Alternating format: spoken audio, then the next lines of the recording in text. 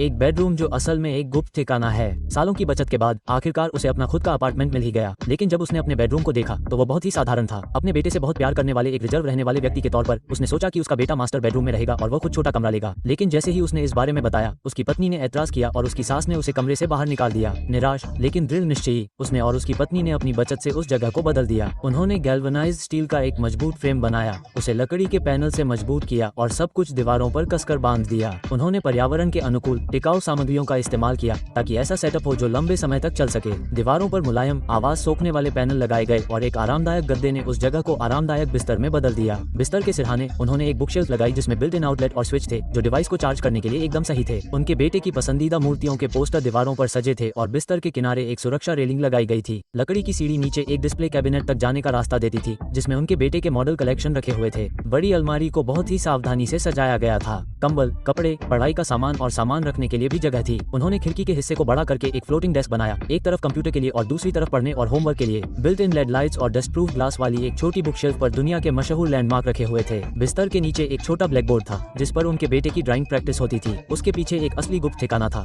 एक आरामदायक कुर्सी के साथ एक हाई परफॉर्मेंस गेमिंग सेटअप। हर रात उनका बेटा अपनी माँ से छुपकर सुबह तक गेम खेलता था। पास में एक मिनी फ्रिज था जिसमें उसके स्नैक्स रखे हुए थे। हालांकि तकनीकी रूप से यह सेकेंडरी बेडरूम है, लेकिन हर वर्ग मीटर का अधिकतम उपयोग किया गया है। यह एक बहुउद्देशीय जगह है जहां उनका बेटा पढ़ाई कर सकता है, खेल सकता है, आराम कर सकता है और सपने देख सकता है। एक छोटा लेकिन पूरा निजी संसार।